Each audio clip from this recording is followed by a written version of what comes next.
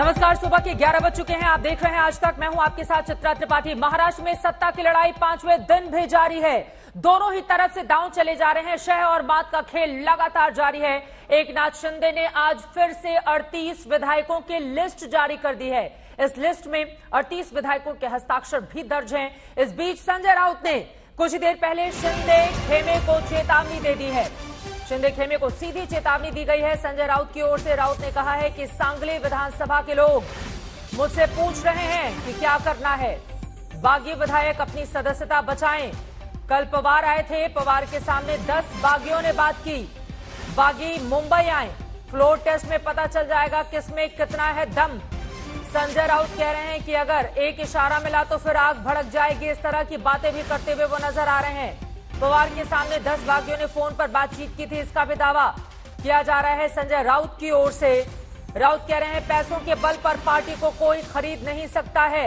शिवसैनिक भड़क गए तो आग लग जाएगी।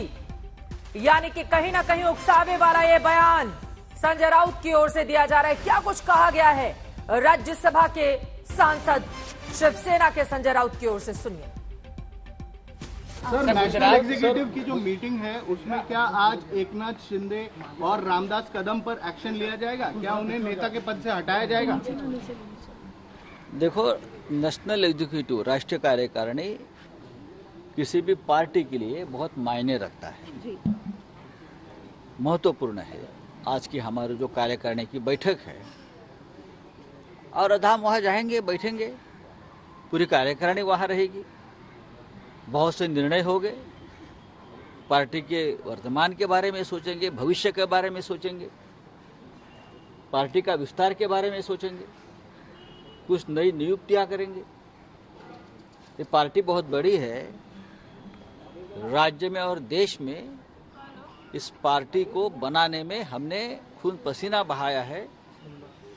बाला साहेब ठाकरे जी हो, उद्धव ठाकरे जी हो, सभी कार्यकर्ता हो, तो ये पार्टी इतनी आसानी से कोई हाईजैक नहीं कर सकता, सोच भी नहीं सकता। ये पार्टी हमारे खून से बनी हुई पार्टी है। सैकड़ों लोगों ने बलिदान दिया इस पार्टी के लिए।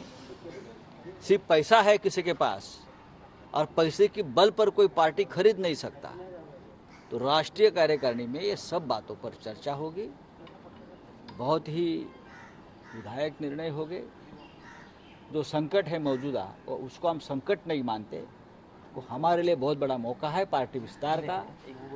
जो भी हुआ उस बारे में जरूर सोचेंगे। बकरी जैसे बे कर रहे हैं, हाँ, छोड़ दीजिए ये बात। अभी भी मौका नहीं गया है। कल भी रात को शरद पवार साहब और अजित पवार साहब, जयंत राव पाटिल, प्रफुल्ल पटेल सब मातोश्री पे आए थे। उनके सामने, उनके मौजूदगी में वहाँ से 10 MLA ने हमसे बात की है, उनके मौजूदगी में। अरे क्या बोल रहे हैं, कौन किसके साथ है? आइए आप महाराष्ट्र में फ्लोर ऑफ द हाउस पर, किसमें कितना दम है वो पता चलेगा। और मैं बहुत ही जिम्मेदारी से और कॉन्फिडेंटली बोल रहा हूँ, ये हवा की बात नहीं है। संजय राउत कभी हवा में बात नहीं करता। उद्धव ठाकरे जो चाहते हैं वही मैं बोलूँगा। और हमारे पास क्या है, कौन सी ताकत है, मुझे मालूम है। और जो बगावत पे उतर आए हैं वो अपने विधायक की बचाए। अविश्वास प्रस्ताव दाखल झालेला आहे, वापस लिया गया है, इसके बारे में हिंदी में बात बता दीजिए। जो एकनाथ शिंदे है उन्होंने, बात ऐसी है, देखो, मुख्यमंत्री की तरफ से आप महाराष्ट्र से बाहर है भाई, आप महाराष्ट्र में आकर ये बात कर लीजिए। किसी की सुरक्षा नहीं निकाली है, ये जिम्मेदारी हमारी नहीं है। लोगों का गुस्सा जरूर है।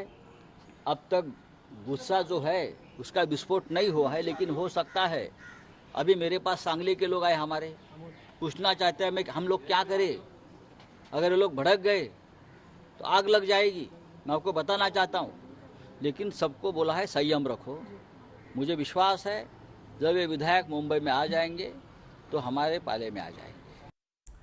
तो संजय राउत इस बात का दम भर रहे हैं कि अगर ये विधायक मुंबई में आ जाएंगे तो हमारे पाले में आ जाएंगे। शिवसैनिक भड़क सकते हैं, आग लग सकती है। इस तरह की बातें करते हुए यहां पर शिवसेना के संजय राउत नजर आ रहे हैं। लेकिन इन सबके बीच शिंदे खेमे की ओर से आज एक और चिट्ठी जारी की गई है और साथ ही 38 शिवसेना के विधायकों की फोटोग्राफ्स भी सामने आ गई है जिसमें सभी मिलकर अपना दम दिखा रहे हैं। और इस चिट्ठी में देखिए एक बार फिर से दस्तखत, हालांकि इस दस्तखत को लेकर लगातार उद्धव खेमा सवाल खड़े कर रहा है, ये कहते हुए कि बहुत सारे लोगों ने अंग्रेजी में दस्तखत किए हैं जबकि ज्यादातर जो शिव सैनिक हैं वो तो मराठी लिखते हैं। बहुत सारे सवाल हैं, लेकिन इन सबके बीच शिंदे खेमे की ओर से एक और चिट्ठी बॉम्ब।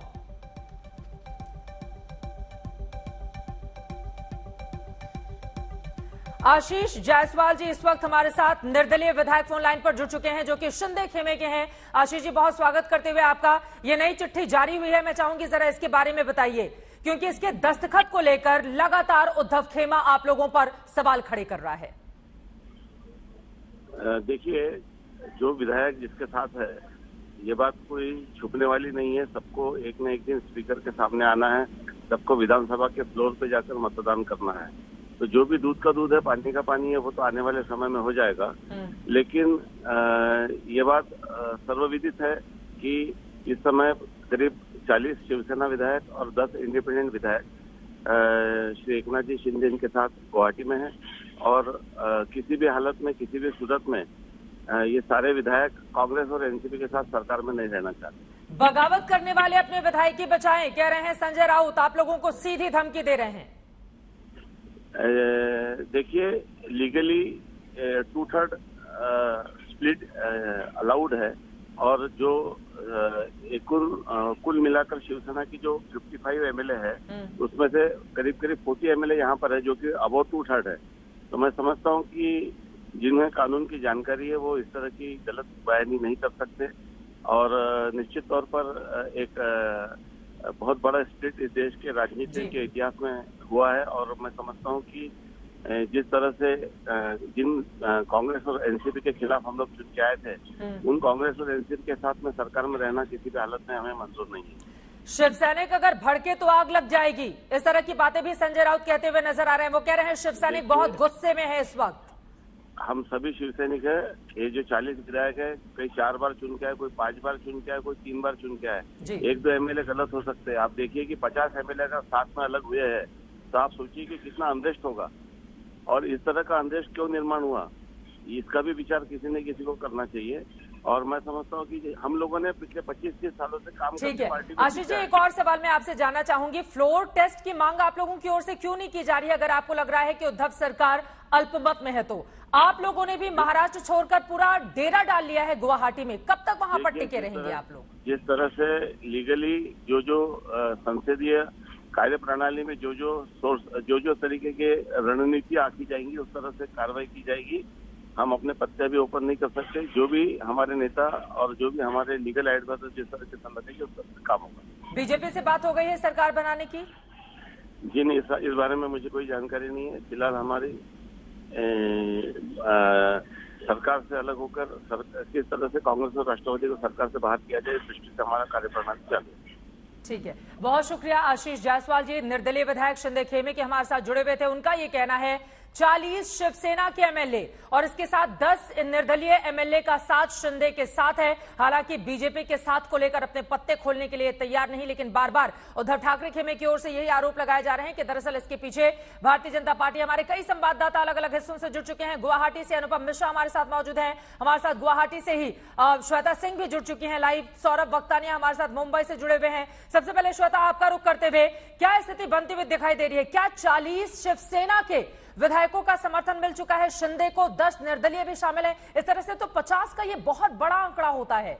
अब आगे ये लोग क्या करने वाले हैं, इस पर सभी की निगाह टिकी हुई है। क्या है स्ट्रैटेजी इनकी? क्योंकि चुप्पी क्योंकि चित्रा भारतीय जनता पार्टी की तरफ से है, इसीलिए कहना मुश्किल हो जाता है। हालांकि इशारों में सुपर पावर पार्टी कह दिया जाता है, लेकिन उसके आगे कुछ निकलकर सामने आता नहीं है। जितने भी विधायक यहाँ पर मौजूद हैं, जो इस गेट के उस पार एक अलग दुनिया शुरू हो जाती है। हालांकि जिस सुरक्षा का यहाँ पर जिक्र किया जाता है, कहा जाता है कि होटल के भीतर भी एक छावनी ही है। आप उस ओर भी अगर देखेंगे तो आपको वर्दियां ही वर्दियां दिखेंगी। लेकिन उन सारी चीजों के बीच आज दोपहर 2 बजे इन सभी विधायकों का मंथन होना है कि जो नोटिस जारी करने की बात हुई है या फिर वहां पर पेशी की बात हुई है, तो आगे क्या किया जाए। हमेशा के लिए तो आप गुवाहाटी में रह नहीं सकते हैं, आपको महाराष्ट्र का मुद्दा जो है वो सुलझाना तो जाकर मुंबई में ही है। तो कब तक यहाँ से जाएंगे? किसी से अभी भी आपने जब इनसे बात की तो भी इस बात को को वो गोलमोल कर गए। मेरी भी बात जब शिवसेना के जो बागी विधायक हैं जो भीतर इस समय मौजूद हैं उनसे हुई, उन्होंने भी कोई स्पष्ट जवाब नहीं दिया इस बात का। सीधे तौर पर ये अभी इन लोगों को भी नहीं स्पष्ट है कि ये वापस कब तक जा सकते हैं। अगर धमकियां संजय राउत की ओर से दी जाती हैं तो ये समझिए कि उस धमकी में कुछ बात समझ में आती है। कहीं लॉ एंड ऑर्डर सिचुएशन ऐसा न हो जाए कि विधायक यहां से बाहर निकले और मुंबई में जाकर एक अप्रत्याशित स्थिति खड़ी हो जाए। हालांकि ये भी कहते हैं कि हम भी शिवसैनिक हैं, हमने भी इस तरह की राजनीति की है, हम डरते नहीं है किसी से, लेकिन स्थिति आप समझ सकती हैं चित्रा कि किस तरह की वहां पर हो सकती है। तो आज ये 2 बजे की बैठक यहाँ पर बहुत अहम होगी कि ये तय हो कि क्या फ्लोर टेस्ट की मांग की जाए या न की जाए। बीजेपी की तरफ से उन्हें संकेत क्या मिल रहे हैं? ये बड़ी बातें आप कह रही हैं श्वेता। सौरभ अख्तारिया का सीधे मुंबई रुख कर लेते हैं। सौरभ, संजय राउत का बयान तो यही बताता है कि वो चाहते हैं आग लग जाए, क्योंकि धमकी भरे अंदाज में मीडिया कैमरों के सामने आकर ये कहना कि एक इशारा कर दे तो आग लग जाएगी, इसका तो सीधा मतलब यही निकाला जाएगा। बिल्कुल चित्रा, देखिए सबसे पहले उन्होंने बात की कि शिवसैनिक रास्ते पर उतर जाएंगे।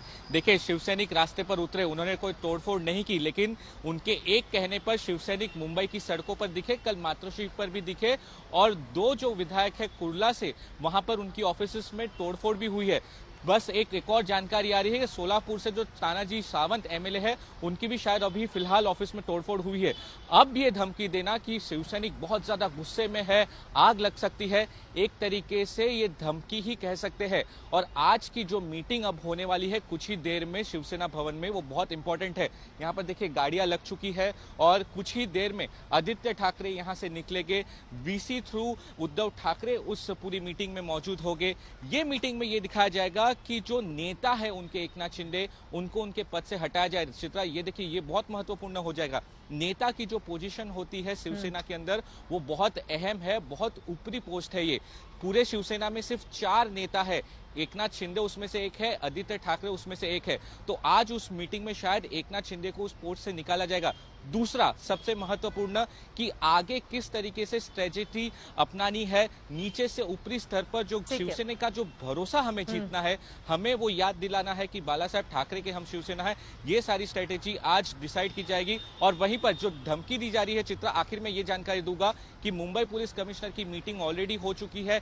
थाने में धारा 144 लगा दी गई है, प्रोहिबिशन ऑर्डर्स इशू किए हैं। तो लॉ एंड ऑर्डर सिचुएशन का खतरा अभी मुंबई और थाने में मंडरा रहा है। चित्रा, ये बड़ी बातें आप बता रहे हैं, लेकिन सवाल यह है कि 1 बजे ये जो बैठक होने जा रही है कार्यकारिणी की, उसमें किस तरह का फैसला हो सकता है, क्योंकि कल सूत्रों के हवाले से खबर सामने आई थी कि लगातार पवार साहब की ओर से इस बार पर जोर दिया गया कि आपके पास आंकड़े अब नहीं हैं। तो ऐसे में क्या करेंगे शिव सैनिक जो मुंबई में मौजूद है उद्धव ठाकरे के नेतृत्व में, क्योंकि बार बार धमकी दी जा रही है और गुवाहाटी से विधायकों को यह बताया जा रहा है कि आप कमजोर हैं, वापस मुंबई आइए वरना आपके खिलाफ सड़कों पर उतरेगी शिवसेना। सीधे गुवाहाटी का रुख करते हुए अनुपम मिश्रा वहां से जुड़े हुए हैं। अनुपम, अब तो यही कहा जाएगा कि हमें तो अपनों ने तोड़ा, गैरों में कहां दम था, और उद्धव ठाकरे की कश्ती वहां पर फंसी जहां पर आंकड़े कम था।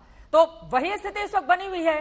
हालात तो देखा जाए उद्धव ठाकरे के सीधे अगर 38 विधायकों का समर्थन मिला हुआ है शिंदे को, और शिंदे खेमा लगातार इंटैक्ट है, और फेसबुक पर लाइव भाषण के बावजूद अगर टूट टूट कर विधायक मुंबई से ही गुवाहाटी जा रहे हैं बजाय इसके कि गुवाहाटी से मुंबई आए, तो यहां पर सोचने की स्थिति तो बनती है उद्धव ठाकरे के लिए। लेकिन मेरा यह सवाल है, अब एकनाथ शिंदे क्या करने वाले हैं, क्या है आगे की प्लानिंग, कब तक टिके रहेंगे गुवाहाटी में? जी बिल्कुल चित्रा, देखिए सबसे बड़ी बात है कि गुवाहाटी से अंततः इनको मुंबई जाना होगा, और एकनाथ शिंदे पिछले कई दिनों से यही उधेड़बुन में लगे हुए हैं कि मुंबई जाकर ये जो आंकड़ा यहां पर गुवाहाटी में इनके पास है, इस आंकड़े को मुंबई उतरने तक ही सिर्फ सुरक्षित नहीं रखना है, इस आंकड़े को फ्लोर टेस्ट तक सुरक्षित ले जाना है। और सबसे बड़ी चुनौती इस वक्त यही है कि मुंबई पहुंचने के बाद और फ्लोर टेस्ट तक पहुंचने तक ये आंकड़ा किस तरह से सुरक्षित रखा जाए, क्योंकि आप देख रही हैं धमकियां मिल रही हैं, परिस्थितियां धरातल पर अलग हैं। गुवाहाटी में परिस्थितियां बिल्कुल अलग हैं, लेकिन मुंबई में परिस्थितियां बिल्कुल भिन्न होंगी। एक तरह का माइंड गेम दोनों ही पक्षों की ओर से चला जा रहा है। उधर से बराबर बयानबाजी हो रही है माइंड गेम की तरह, तो इस तरफ से भी बराबर वीडियोज जारी किए जा रहे हैं हंसते मुस्कुराते खिलखिलाते हुए विधायकों के। तो ये माइंड गेम तो चल ही रहा है, साथ में रणनीति तय की जा रही है। कल 3 घंटे जो एकनाथ शिंदे गायब रहे, होटल से निकले थे और 3 घंटे बाद होटल में घुसे, तो जो जानकारी मिली है कि वो लॉयर्स की एक टीम के साथ मिलने गए थे। तो अगली रणनीति यही तय की जा रही है। मैं लौटूंगी आपके पास अनुपम। एक बड़ी खबर आ रही है, फडणवीस के घर पर बड़ी मीटिंग होने वाली है सहयोगियों के साथ, जो एनडीए खेमे के सहयोगी हैं। रामदास अठावले भी उसमें शामिल हैं। सीधे देव हमारे संवाददाता जुड़ चुके हैं, फडणवीस के घर के बाहर से मौजूद है। देव, क्या है एजेंडा आज के इस बैठक का? जी, जैसा कि आपने बताया, रामदास आठवले जो कि आरपीआई के हैं, वो भी कुछ ही पलों में यहाँ पहुंचेंगे देवेंद्र फडणवीस के घर पे, जो सागर बंगला है नेपेंसी रोड एरिया में मुंबई के। लेकिन यहाँ पे कोई मीटिंग नहीं होगी, सिर्फ थोड़ी सी चर्चा होगी। रामदास आठवले आएंगे और पूर्व मुख्यमंत्री फडणवीस जी से मिलेंगे। लेकिन जो बीजेपी की मुंबई कोर ग्रुप की मीटिंग हो रही है, जिसमें आशीष शेलार वगैरह भी होंगे, वो उनके दादर ऑफिस में जो कार्यालय है दादर ईस्ट में, वहां पर होगा। लेकिन आज के दिन में काफी ज्यादा मीटिंग एक्सपेक्टेड है, जो कि उद्धव ठाकरे के मातोश्री वाले घर पे भी होंगे, और शिवसेना, एनसीपी और कांग्रेस के भी कुछ वरिष्ठ नेता वहां जाएंगे उनसे मिलने के लिए, और इस बात पे विचार विमर्श करेंगे कि सरकार कैसे बचाई जाए और जो आंकड़े की कमी हो रही है उनको कैसे पूरा किया जाए। लेकिन उसके बावजूद भी उनके जो पुत्र है, उनके बेटे आदित्य ठाकरे, जो कि स्टेट के टूरिज्म और एनवायरनमेंट मिनिस्टर भी रह चुके हैं, वो भी एक रैली निकालेंगे, जो कि मरीन लाइन्स एरिया में बिरला मातोश्री सभागृह है, वहां से शुरू होगी, जिसमें युवा सेना के काफी लोग जुड़ेंगे। उद्धव ठाकरे की इस बैठक पर तो नजर बनी हुई है, लेकिन देव, दरअसल एक तरफ सरकार बचाने की कवायद चल रही है, तो देवेंद्र फडणवीस सरकार बनाने की कवायद में जुटे हुए हैं। ये अलग बात है कि खुलकर मीडिया के सामने बीजेपी खेमा कुछ भी बोलने को तैयार नहीं। लेकिन रामदास अठावले से कल जब मैंने दोपहर में राजधानी दिल्ली में बातचीत की थी, तो उनकी ओर से यही कहा गया था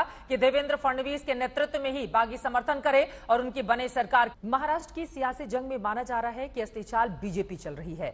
बीजेपी ने अब तक इस पर चुप्पी साध रखी थी, लेकिन उद्धव ठाकरे समेत तमाम शिवसेना के नेता बीजेपी पर ही उंगली उठा रहे हैं। बीजेपी भी अब खुलकर मैदान में आने को, ऐसा लग रहा है, तैयार है।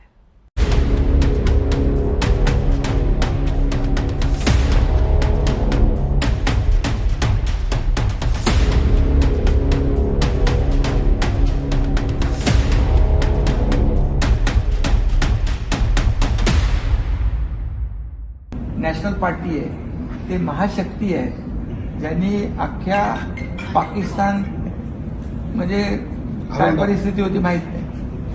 तर याच्यामध्ये त्यांनी मला सांगितलेलं आहे, तुम्ही जो हा निर्णय घेतलेला आहे, हा देशातला शिवसेना के सबसे बड़े बागी एकनाथ शिंदे जिस सुपर पावर का जिक्र अपने साथियों से कर रहे हैं, क्या अब उसके सामने आकर गेम खेलने का वक्त आ गया है? क्या बीजेपी अब महाराष्ट्र के सियासी समर में अपना रोल निभाने के लिए तैयार है? इन सवालों के जवाब हाँ में हो सकते हैं, क्योंकि जो बीजेपी अब तक महाराष्ट्र के सियासी संकट पर अपने किसी रोल से इनकार कर रही थी या किसी टिप्पणी से बच रही थी, वो अब रणनीति बनाने की फेज में आ गई है। बीजेपी को देर सवेर मैदान में आना ही था, क्योंकि शरद पवार उद्धव सरकार को बचाने के लिए कमर कस चुके हैं। अब देवेंद्र फडणवीस ज्यादा वक्त तक इस पावर गेम से दूर नहीं रह सकते। फडणवीस आज सहयोगी दलों के साथ महाराष्ट्र के ताजा घटनाक्रम पर बैठक कर रहे हैं। आज ये सहयोगी दल के रामदास अठावले देवेंद्र फडणवीस से मिलेंगे। बीजेपी अपनी भूमिका निभाने को तैयार दिखती है। बीजेपी अब हरकत में आई है। शनिवार को पहली बार औपचारिक बैठकों का दौर शुरू हो रहा है, लेकिन बगावत की रात यानी मंगलवार को ही देवेंद्र फडणवीस बीजेपी के इरादे साफ कर चुके थे। देश में मोदी जी की लहर है, महाराष्ट्र मोदी जी के साथ है, और महाराष्ट्र में जब तक मोदी जी के साथ चलने वाली लोकाभिमुख सरकार हम नहीं लाते, तब तक हमारा संघर्ष जारी रहेगा। शिवसेना भी अब बीजेपी को लेकर तल्ख है। शिवसेना के सांसद सावंत तो साफ कह रहे हैं कि बागी शिवसेना विधायक बीजेपी में शामिल होंगे। अब वो विलीनीकरण की बात आई है, तो अभी कहाँ जाएंगे? कहीं भी जाएं, लेकिन भगवे से दूर जाने वाले, शिवसेना से दूर जाने वाले कानूनन उनको जाना ही पड़ेगा। अब किसी पार्टी में जाते हैं पता नहीं, तो शिवसेना कहाँ रहेगी? मेरी शिवसेना थी, तो ये जो भी कमलाबाई के पास जाएगी, होता पता नहीं कहाँ जाएंगे, तो कहीं भी जाएंगे, लेकिन वो शिवसेना से दूर जाएंगे। बीजेपी का रुख आज साफ हो जाएगा। फडणवीस के घर पर सियासी बैठकों का दौर पहले ही शुरू हो चुका है। पूर्व सीएम के नागपुर स्थित घर की सुरक्षा पहले ही बढ़ाई जा चुकी है, लेकिन मंगलवार के बाद से बीजेपी ने साफ तौर पर ये बताने से परहेज किया कि उसकी रणनीति क्या होगी। देखिए कैसे एक के बाद एक नेताओं से इस बारे में सवाल किया गया, लेकिन सब चुप्पी साधते रहे। नरेंद्र सर दिल्ली में आज मीटिंग करने वाले हैं, उसके बारे में कुछ जानकारी दे पाएंगे आप? आशीष सर क्या प्लान ऑफ एक्शन होगा बीजेपी का आप? लेकिन अब लगता है कि बीजेपी अपनी रणनीति को लेकर खुलकर मैदान में आने के लिए तैयार है।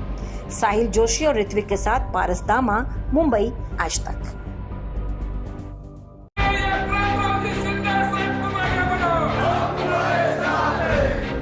मी मोह सोडला पण जिंकले नाही सोडणार मी कधी।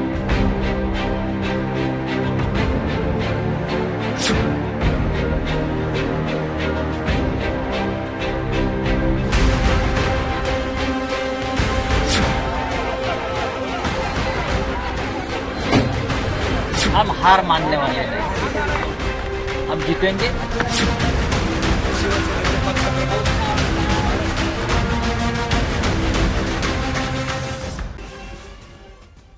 और बड़ी खबर आपको दे देते हैं। दोपहर 1 बजे शिवसेना कार्यकारिणी की बड़ी बैठक होने जा रही है और इस बैठक में शिवसेना के वरिष्ठ नेता रामदास कदम को भी आना चाहिए, क्योंकि वे कार्यकारिणी के सदस्य हैं, लेकिन उनके इस बैठक में शामिल होने पर सस्पेंस बना हुआ है।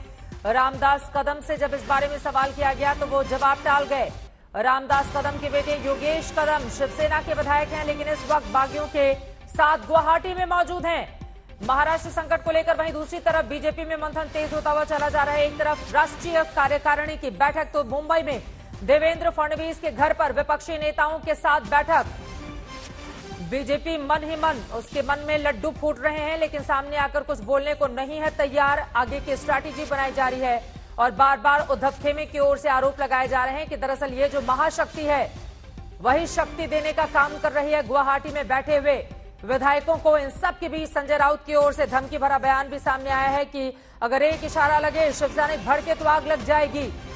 ये बड़ी जानकारी इस वक्त की बड़ी खबर आपको दे रहे हैं। इन सब के बीच आपको बताते चले 1 बजे शिवसेना कार्यकारिणी की बैठक होने जा रही है, जिसमें आगे की रणनीति को लेकर चर्चा की जानी है अपने तमाम नेताओं के साथ। आगे क्या होगा शिवसेना का जो उद्धव ठाकरे के नेतृत्व में काम कर रही है, ये बड़ा सवाल बना हुआ है। गुवाहाटी से श्वेता सिंह हमारी सहयोगी लगातार जुड़ी हुई हैं। अब रामदास कदम के बेटे जो विधायक हैं वो बैठे हुए हैं गुवाहाटी में श्वेता, और माना जा रहा है रामदास कदम फिर कैसे पहुंचेंगे? गोलमोल टाल गए जब सवाल उनसे पूछा गया कि कार्यकारिणी की बैठक में शामिल होने के लिए आप जाएंगे या नहीं। इससे यह पता चलता है कि शिंदे का खेमा हर गुजरते दिन के साथ कितना मजबूत होता हुआ चला जा रहा है उद्धव ठाकरे के सामने। इसमें दो चीजें हैं चित्रा जिसकी चर्चा होती है। एक वो कि जितने लोग आ रहे हैं क्या वाकई एकनाथ शिंदे के साथ हैं। अगर कल जैसे दिलीप लांडे यहां पर पहुंचे, जो कि अब से कुछ दिनों पहले तक आपको याद होगा कि उद्धव ठाकरे के बगल में बैठकर यूट्यूब लाइव में नजर आ जाया करते थे, तो एक संशय सा भी यहां पर रहा कि कई ऐसे विधायक अगर आते हैं जो अभी तक उद्धव ठाकरे के मजबूत स्तंभ रहे थे या उनके मजबूत समर्थक रहे थे, तो वो किस मंशा से आ रहे हैं, क्योंकि ये एक ऐसा गुट है भीतर जहां पर सुरक्षा की मौजूदगी के कारण कोई ऐसा नहीं है कि कोई भी भीतर जाकर आसानी से उनसे बातचीत कर सकता है, नहीं कर सकता है। तो जो सारे विधायक आ रहे हैं, क्या वो आंकड़ा प्योर है? 38 अगर हम कह रहे हैं तो क्या वो आंकड़ा प्योर है? और साथ में एक और चीज मैं आपको चित्रा बताऊं यहाँ पे कि रोजाना यहाँ पर भले ही भारतीय जनता पार्टी खुलकर कुछ न कहे, लेकिन हेमंत बिस्व सरकार के जो अहम लोग हैं, जो मंत्री हैं, उनमें से कोई एक न एक जरूर यहाँ पर भीतर जाता है। रोजाना उनमें से कोई ना कोई जाता है। अब से कुछ देर पहले भी यहाँ पर दाखिल हुए हैं असम सरकार के मंत्री।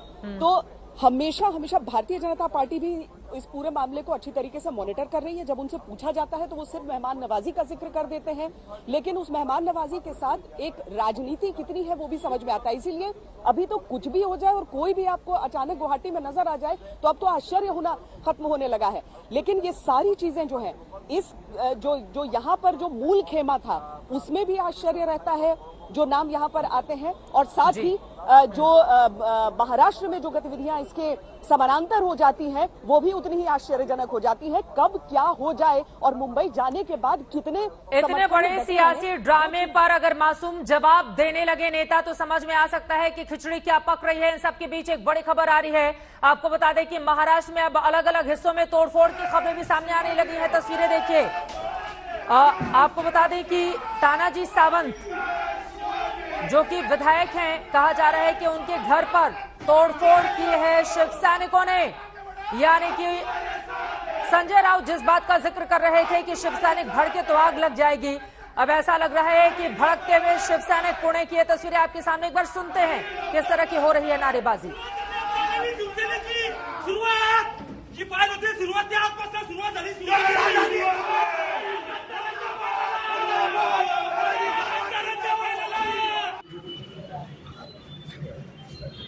सावंत का ये घर दफ्तर बताया जा रहा है जहां पर गद्दार लिखा हुआ है। गद्दार सावंत आप देख पा रहे हैं, काले रंग से लिख दिया गया है गद्दार सावंत। तानाजी सावंत हैं, विधायक हैं और उनके घर दुकानों में तोड़फोड़ की गई है। तस्वीरें आपके सामने हैं।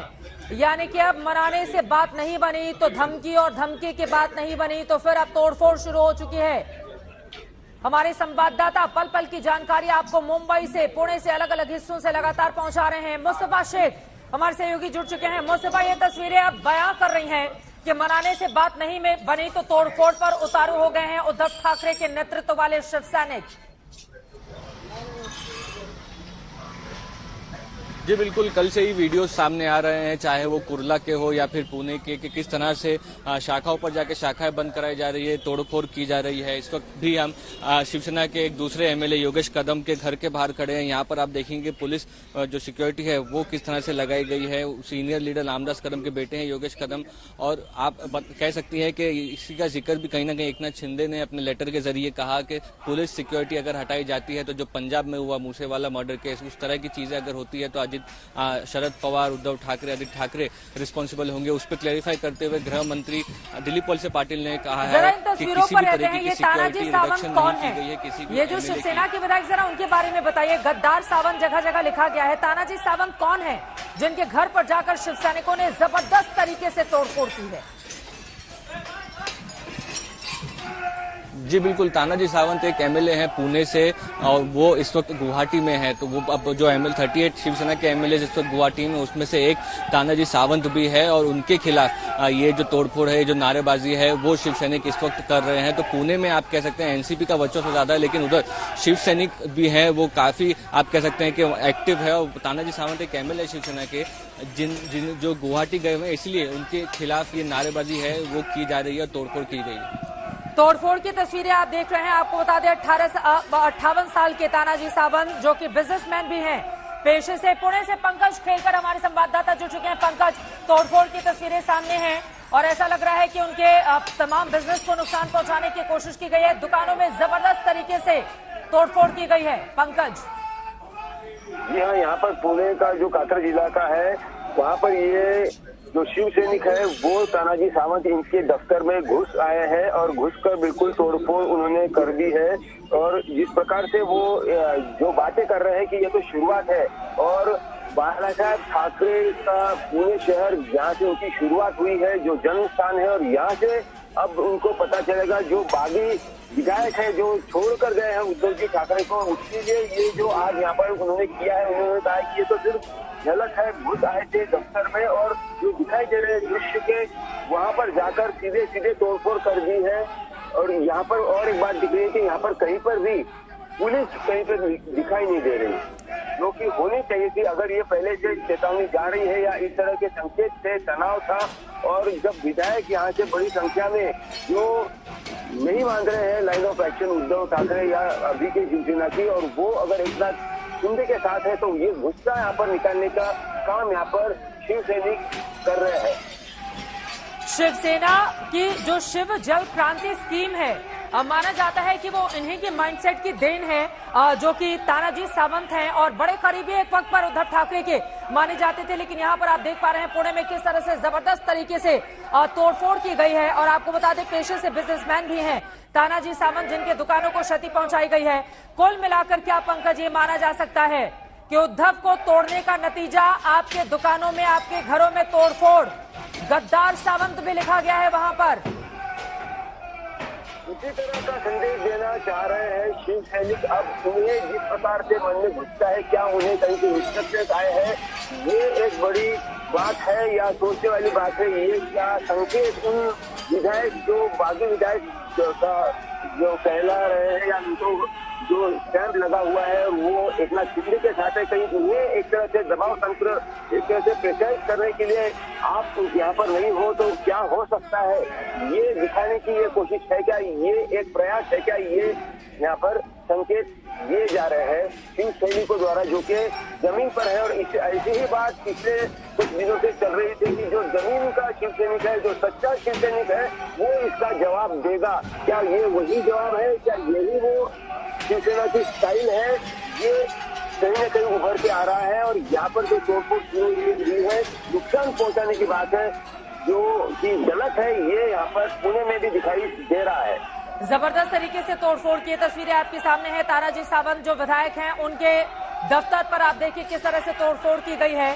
उनके दफ्तर के बाहर लिख दिया गया है गद्दार सावंत। जबरदस्त तरीके से नारेबाजी हो रही है। और वहीं दूसरी तरफ अब इससे एक सवाल ये भी खड़ा होता है पंकज कि आप जो बातचीत के जरिए मामले को सुलझाने की कोशिश कर रहे थे, बार बार बुला रहे थे, क्या ये मुंबई मान जाएंगे हमारे विधायक मुंबई आते ही? अब इससे तो आग और भड़केगी गुवाहाटी में भी। बिल्कुल चित्रा, ये बातें और ज्यादा बढ़ जाएगी। पिछले कुछ दिनों से जिस प्रकार से इमोशनली उद्धव जी ठाकरे बात कर रहे थे, समझाने की कोशिश कर रहे थे, उसके विपरीत उनकी जो सेना है, ये जो शिवसेना के जो जमीनी कार्यकर्ता है, वो कुछ और ही करते नजर आ रहे हैं। क्या इससे मामला उलझेगा सुलझेगा, ये बड़ा सवाल है। जो आपने कहा कि बातें चर्चा से भी सुलझ सकती है, जो चर्चा हो रही है शांत तरीके से, भले ही दूर है या गुवाहाटी गए हुए हैं, दूसरे राज्य में है ये सारे विधायक, और वो फ्लोर पर आने के लिए जो भी एक तरह से स्ट्रैटेजी तैयार कर रहे हैं, क्या उन्हें प्रेशराइज करने के लिए ये एक नई स्ट्रैटेजी शिवसेना द्वारा इस्तेमाल की जा रही है? क्या जमीनी जो कार्यकर्ता है उनके द्वारा ये जो तोड़फोड़ शुरू हो गई है, इससे क्या संकेत, क्या संदेशा देना चाहते हैं शिवसेना के वो नेता जो कि यहाँ पर उद्धव ठाकरे के खेमे बचे हुए हैं? ये यहाँ से समझ में आ रहा है या यही मैसेज आगे जा रहा है कि संदेश जो साफ गलत है कि आप पार्टी को तोड़ोगे तो आपको तोड़ेंगे। और इसी वजह से उनके दुकानों में जबरदस्त तरीके से आप देखिए किस तरह से कांच की जो दीवारें हैं उनको क्षति पहुंचाई गई है और दुकानें खोल खोल कर हमला किया गया है। अब इससे तो ये जो तमाम बागी विधायक हैं उनके परिवार की सुरक्षा को लेकर भी अब यहां से सवाल उठने लगेंगे, क्योंकि अगर ये स्थिति बनी रही और ये आग भड़कती हुई चली गई, इसका विस्तार हो गया तो हालात बिगड़ सकते हैं।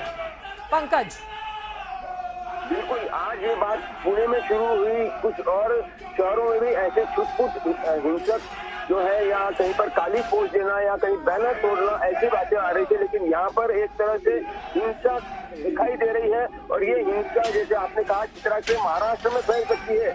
यहाँ पर अगर शिवसैनिक इस तरह से कर रहे हैं, हलचल कर रहे हैं या इस प्रकार से कार्रवाई कर रहे हैं जो कि गलत है, अन्य जो शिवसैनिक है वो भी इससे भड़क सकते हैं और ये जो गुस्सा है, ये जो आग है, ये जो हिंसा है, ये महाराष्ट्र भर में फैल सकती है। और यही संदेश उन विधायकों को दिया जा रहा है या जैसे कि कैसे कहते हैं, ये बड़ा सवाल है।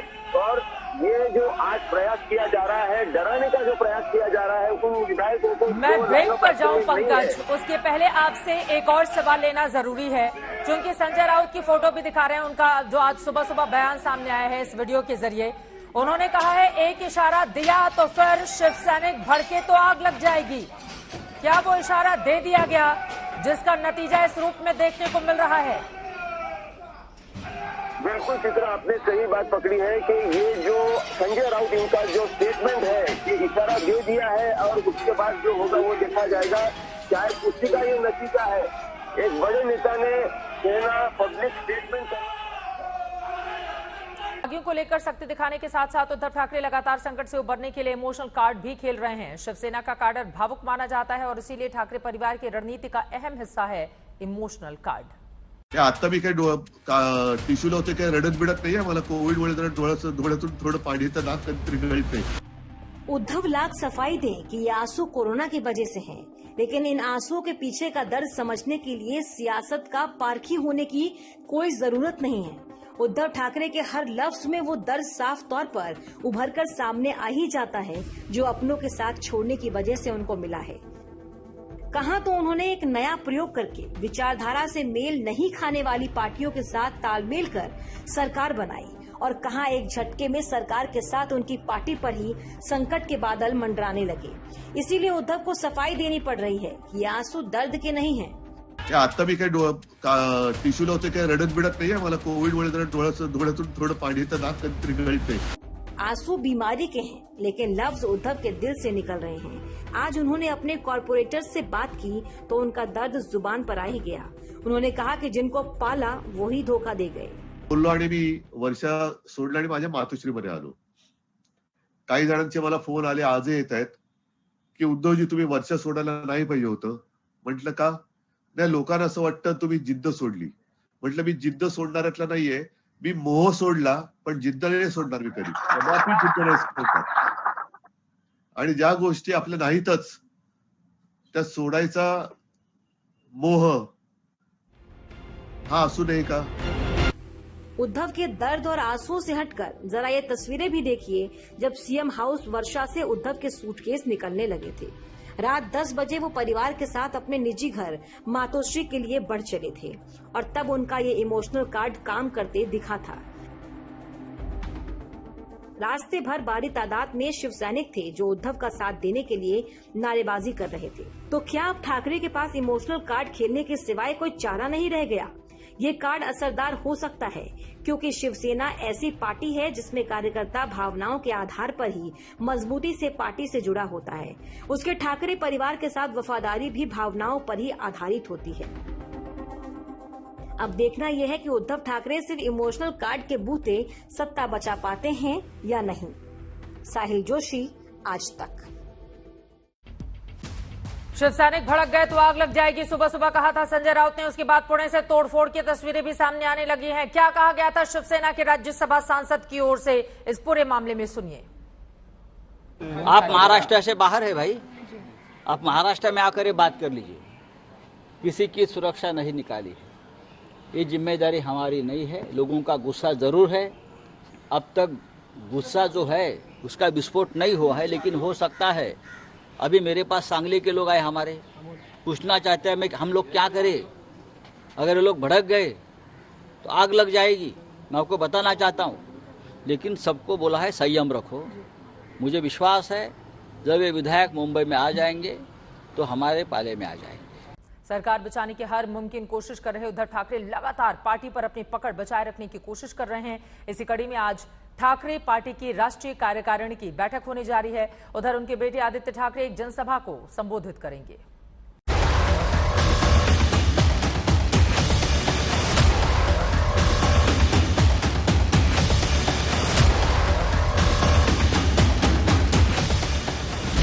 अब उद्धव करेंगे बागी धड़े की घेराबंदी। मान मनुहार के बाद अब सख्ती का दौर। बागियों के खिलाफ उद्धव करेंगे अटैक। अब आमने सामने की सियासी जंग। शिवसेना के बागी एकनाथ शिंदे अपनी तरफ से हर चाल चल चुके हैं। चुनौतियां चक्रव्यूह बन गया है उद्धव ठाकरे के लिए कि कैसे सरकार और पार्टी को इस सियासी तूफान से बचाकर निकाले। शिंदे शिवसेना के 2/3 विधायकों को अपने साथ लेकर बेफिक्र है, और अब शरद पवार से सलाह मशविरा करने के बाद बारी है उद्धव ठाकरे की। ठाकरे ने शिवसेना के बचे धड़े को मजबूती से जोड़े रखने के साथ बागियों पर सीधे हमले की तैयारी कर ली है। आज शिवसेना की राष्ट्रीय कार्यकारिणी की बैठक उद्धव ठाकरे ने बुलाई है। दोपहर 1 बजे ये बैठक होगी। इसमें बागी खेमे को लेकर शिवसेना का सख्त रुख सामने आ सकता है।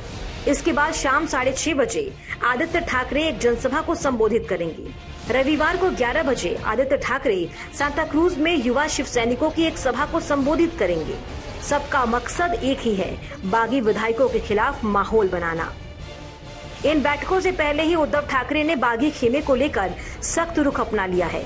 एक दिन पहले उद्धव सीएम की कुर्सी छोड़ने जैसी नरम भाषा अपना रहे थे, लेकिन अब वो चुन चुन कर बागियों की खबर ले रहे हैं।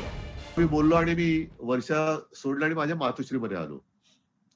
काही जणांचे मला फोन आले, आजही येत आहेत, की उद्धवजी तुम्ही वर्षा सोडायला नाही पाहिजे होतं. म्हटलं का? नाही, लोकांना असं वाटतं तुम्ही जिद्द सोडली. म्हटलं मी जिद्द सोडणाऱ्यातला नाहीये, मी मोह सोडला, पण जिद्द नाही सोडणार मी कधी. कदापि जिद्द नाही सोडणार. आणि ज्या गोष्टी आपल्या नाहीतच त्या सोडायचा मोह हा असू नये का? उधर उद्धव के बेटे आदित्य ने भी मोर्चा संभाल लिया है. उन्होंने भी बागी खेमे को लेकर तीखे तेवर दिखाए हैं. आदित्य ने कहा कि जो बिक गए उनकी शिवसेना को जरूरत नहीं. सत्तेचं पण तुम्हाला सांगतो मी, आता आपली सत्ता आहे, आकडे आहेत ते तर राहणार. आणि आकडे विधिमंडळ जसं राऊत साहेबांनी सांगितलं असतात नसतात, सत्ता येत असते जात असते, हे सगळ्यांबरोबर होत असतं. उद्धव साहेब बोलले काही सांगू नका कोणाला, जे लोकांना वाटेल ते लोक करतील, कारण लोकांच्या भावना आपल्या सोबत आहेत. आपण चांगलं केलं, कोणाचं वाईट केलं नाहीये, हे लक्षात ठेवून पुढे जा. साफ है कि अब उद्धव ठाकरे ने समझ लिया है कि नरम रुख दिखाकर शिंदे का दिल पिघलाने का फॉर्मूला काम नहीं करेगा. जनता में विक्टिम कार्ड खेलने के साथ अब ठाकरे बागियों को लेकर जनता का गुस्सा उभारने की कोशिश करेंगे. इसकी शुरुआत भी हो गई है. कुछ जगहों पर बागी विधायकों को लेकर प्रदर्शन हुए. एक जगह पर शिंदे के पोस्टर पर स्याही पोत दी गई. सबकी निगाहें अब इस बात पर है कि इस खतरनाक सियासी खेल का अंजाम क्या होगा और कौन विनर बनकर उभरेगा. ब्यूरो रिपोर्ट, आज तक.